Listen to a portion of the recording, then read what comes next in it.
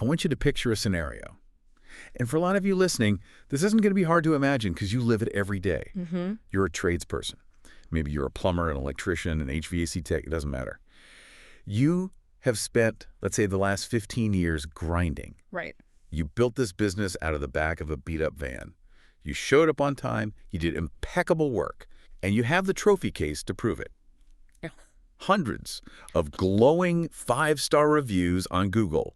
You are the undisputed heavyweight champion of your local area. You're the person the neighbors fight over. You're the go-to. Exactly. You are the go-to.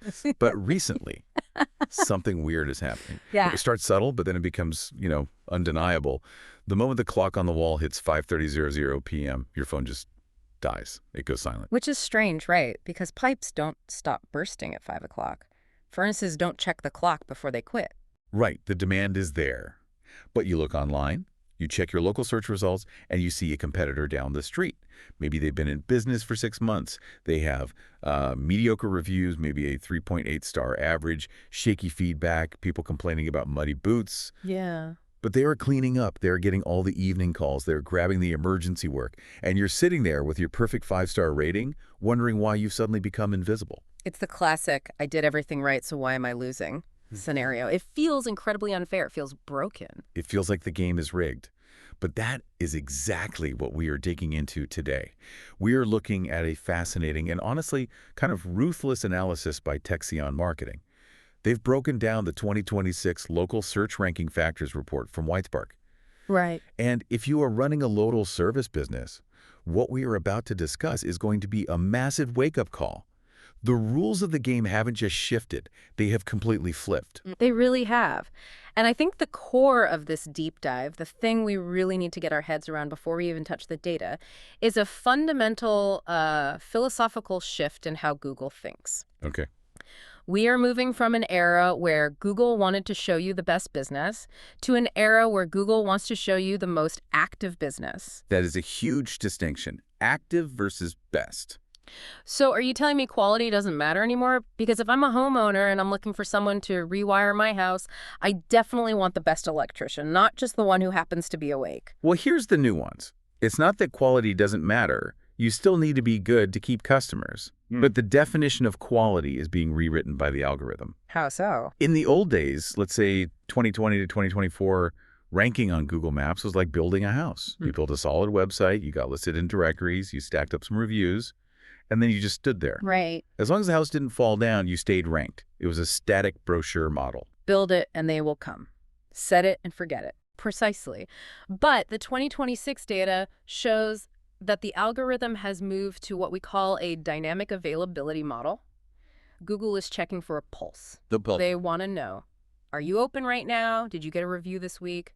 Are you physically where you say you are? If the answer is no, you are invisible. You could be the Michelangelo of Plumbing, but if the algorithm thinks you're dormant, you don't get the lead. That is terrifying for someone who rests on their laurels.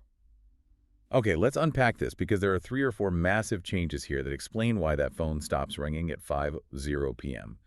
The first one, and honestly the most shocking one to me, is what the report calls the open now crisis. This is the big one. This is the smoking gun for everyone losing revenue in the evenings. In the report, the factor called business open at time of search has skyrocketed to rank number 5. Rank 5. That is incredibly high for something that feels so administrative. I mean, my hours are just my hours. Why is that a ranking factor? Because of the mechanism Google is using. It is ruthless. Google is aggressively filtering the map pack. Okay, the map pack, that's the top 3 results. Yep. Those top 3 results you see with the little red pins when you search for a service, Google is filtering that to show only businesses that are currently open. So let's go back to our plumber. If I list my hours on my Google business profile as 9:00 a.m. to 5:00 CO, and a potential customer searches for plumber near me at 5:01 p.m., what physically happens to my listing? You cease to exist. I don't just drop to rank number 4. No, you vanish from the immediate view. The algorithm effectively toggles a filter that says hide closed businesses. So at 4:59 p.m., you are the king of the town. At 5:01 p.m., you are a ghost. Wow. It doesn't matter if you have 500 5-star reviews. If you're closed and the guy down the street is open, he takes your spot. That is wild. And honestly, it feels a bit short-sighted on Google's part because usually if I'm searching at 5:01 p.m., I might be okay leaving a voicemail. Or maybe I just want to find the best person to call in the morning. You'd think so? Why does Google assume I need an emergency response just because it's dinner time?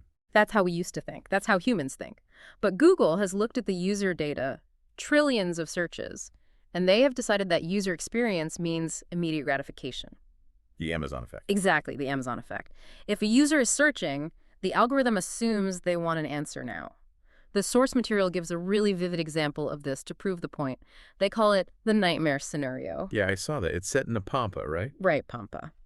So put yourself in these shoes. Imagine a homeowner in Pampa. It is 7:00 p.m. A pipe bursts in the basement.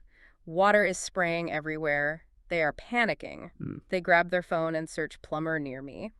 Now, Google has to make a split-second decision on who to recommend. Okay, so on one hand, you have Business A, that's our listener. Right. 100 reviews, 4.9 stars, practically perfect. But their status is set to closed because they went home at 5. And then you have Business B. They have maybe 15 reviews, a 3.8-star rating. Not great, maybe a few complaints about messy booths or being a little pricey. Yeah. But their status is open. And Business B gets the call. Every single time. The algorithm assumes the user needs help immediately. It prioritizes availability over reputation. The thought process is basically a 3.8-star plumber who is answering the phone is infinitely more valuable to this user right now than a 4.9-star plumber who is at home watching TV. Man, that is a hard pill to swallow if you've spent years building that 4.9 rating. Right? But I get the logic. If water is flooding my basement, I don't care how nice you are if you aren't coming over. Right. But here's my concern, and I think a lot of listeners are screaming this at their speakers right now. Does this mean we all just have to work 24/7 now? Because for a small business owner, that sounds miserable. Is the only way to rank to never sleep. That's the fear, right. And the source acknowledges that work-life balance is a real thing. You don't have to actually work 24/7. You just have to manage the signal that you are available. Okay. The source suggests a couple of specific strategies here. Okay, lay them on me. How do we cheat the system? Or not cheat, but work with the system without burning out? First, if you actually do handle emergencies, like if you have an answering service or you divert calls to your cell after hours, you need to switch your profile to open 24 hours. Even if I'm asleep. If you have an answering service picking up that line, yes. Because if you don't, you're just blocking money at the door. You're telling Google, don't send me work. Okay, but what if I don't have an answering service? What if I'm just a guy who wants to have dinner with his family and not answer the phone? Then you have to play the game strategically. The other option is to extend your listed hours to capture that evening rush. Maybe you list yourself as open until 8:00 p.m. or 9:00 p.m. To catch the people searching when they get home from work. Exactly. People get home, they see a leak, they search. If you are open until 8:00 p.m., you capture that lead. You pick up the phone, you say, hey, I can't get there tonight, but I can be there first thing tomorrow morning. So you've secured the job. You've secured the job. But if your profile said closed at 5, you never would have gotten the ring. So it's about getting your foot in the door. You have to be in the game to win the game. Exactly. You can schedule the work for later, but you must be open to receive the opportunity. Okay, that's the time factor. Be open or be invisible. But there's another factor in this report that really caught my eye, and honestly, this one feels like a direct attack on the work-from-home tradesmen. Oh, yeah. The war on invisible addresses. This is a massive shift for the industry. For years, the standard advice for service area businesses, think about a locksmith or an electrician or anyone who works out of their van, was to hide your address. Right, because you don't want customers showing up at your house while you're eating dinner. It was a privacy thing. You set a 20-mile radius, you hid the PIN, and you were safe. And for a long time, Google was fine with that. But that strategy is now backfiring. The factor address is showing on GBP, that's your Google business profile, has jumped to rank number 7. Rank 7. So specifically showing exactly where you are physically located on the map. Why does Google care so much about this suddenly? Is it just to annoy us? No, it comes down to trust. Think about the rise of spam and lead generation sites over the last few years. There are thousands of fake listings out there. They are just websites set up by marketers in other countries waiting to sell a lead. They don't have trucks, they don't have tools, and they certainly don't have an office. So a hidden address looks like a ghost. Exactly. And the algorithm, a hidden address is a red flag. It signals, I might not be real. A visible pin on a map implies a physical, tangible presence. It says, I am real. I am here. You can drive to me. And Google's algorithm is just filtering out the ghosts. Very aggressively. It's to protect the user from scams. But this puts the legitimate tradesman in a terrible position. If I work from my garage, I have two choices. I hide my address and lose my ranking, or I show my address and invite strangers to my home. It is a terrible position. You're caught in the crossfire of Google's war on spam. And the source material is pretty blunt about the solution here. If you have a shop or an office, you absolutely must list it. Do not hide it. But what if you work from home? What is the actual advice? That's the hard decision. The source suggests that if you are serious about ranking in a competitive market in 2026, it might be time to rent a small storage unit for your equipment or a very small shop location. Oh, wow. Something that gives you a legitimate commercial address you can pin on the map. Just with a pin. Essentially, yes. Oh. It's an expense, but it's becoming the cost of doing business online. And I noticed they had a big warning in all caps. Do not use a PO box. Yeah, I was going to ask about that. Can't I just get a UPS store box? It looks like a street address. Absolutely not. Do not use a PO box. Do not use a UPS store. Do not use a virtual office that you never visit. Google is smart enough to know those addresses. They have databases of them. Yep, databases of commercial real estate. If you try to pin your business at a UPS store, you risk getting your profile suspended entirely. It violates the terms of service.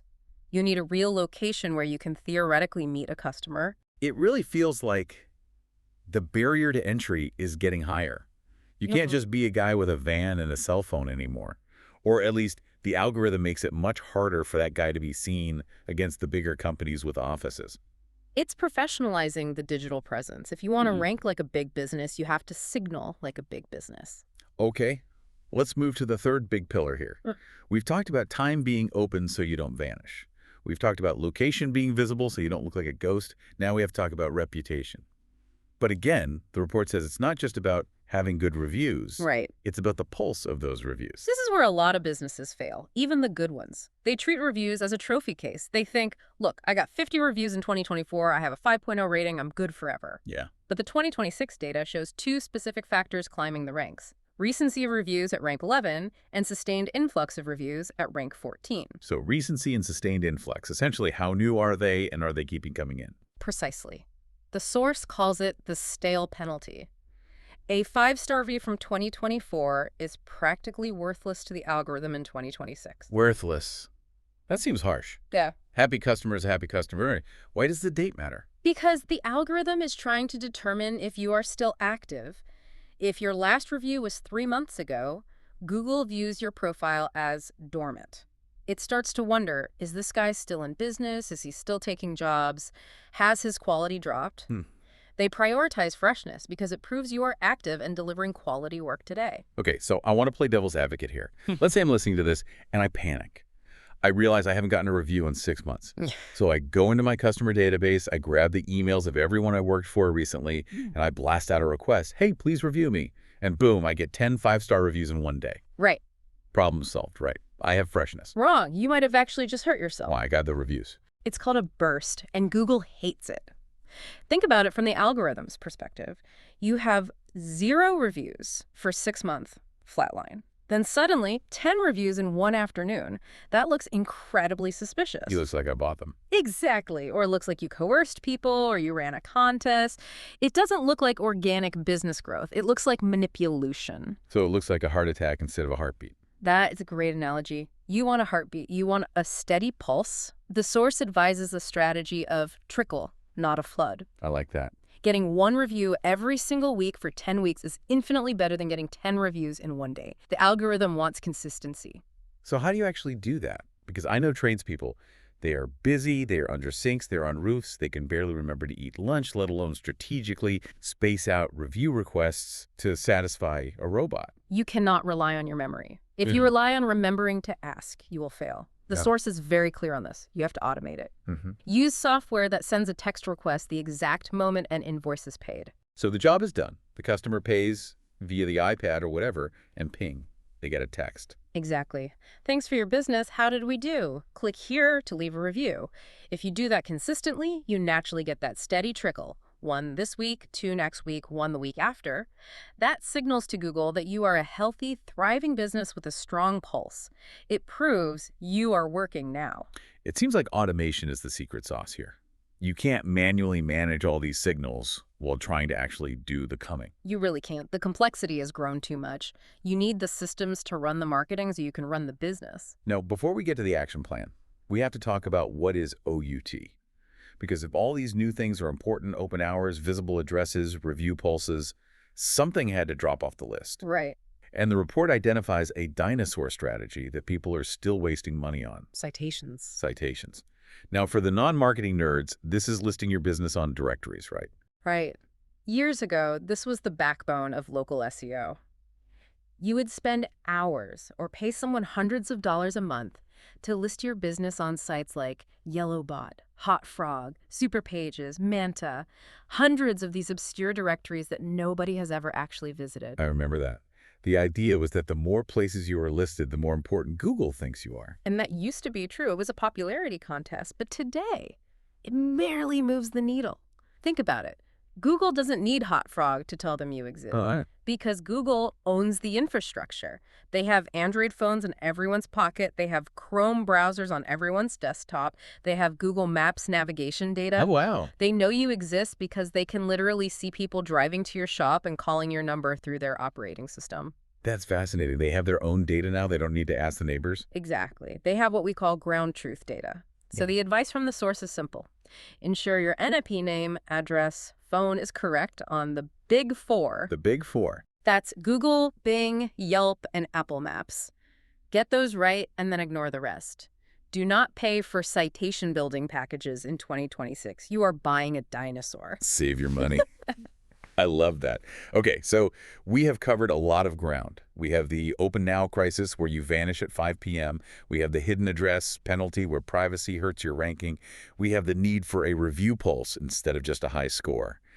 And we have the death of citations. It's a completely different landscape than even 2 years ago. It is. So let's boil it down.